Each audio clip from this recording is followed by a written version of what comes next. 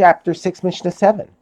A mikvah of less than 40 sa of rainwater that is next to one of 40 sa will be considered part of that mikvah if the wall between them has an opening through which their waters mix.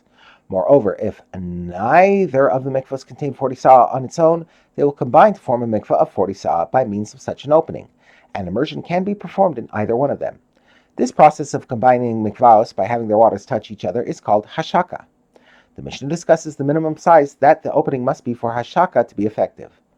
Combining mikvaos is effective only if the opening between them is the size of the tube of a leather bottle, meaning that it is the size of the tube's thickness and its hollow part, which is equal to the space required for 2 fingers to rotate fully.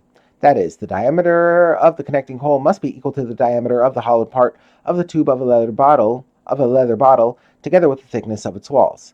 This is equal to the amount of space that is needed for a person of average size to place 2 fingers inside it and be able to rotate them freely. If there is a doubt whether the opening was the size of the tube of a leather bottle or whether it was not the size of the tube of a leather bottle, meaning that if the mikvah of less than 40 sa was connected to a valid mikvah by a hole the size of the tube of a leather bottle, and after a tamei person immersed in the smaller mikvah, it was discovered that the hole had become partially blocked and thereby reduced to less than the size of the tube of a leather bottle, but it is not known if the blockage happened before or after the immersion, the immersion is invalid because it is required by the Torah. That is, the requirement that a tamei individual immerse in a mikveh is biblical, since the validity of the mikveh he immersed in is in doubt. We do not know whether he fulfilled his requirement. He therefore must immerse again in a valid mikveh.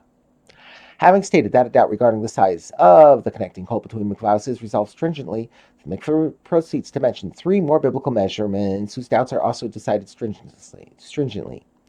And so too regarding a kazayis of a corpse, a kazayis of an animal carcass, and a lentil-sized piece of a sheretz. The halacha is to rule stringently concerning a question of biblical tuma applies also.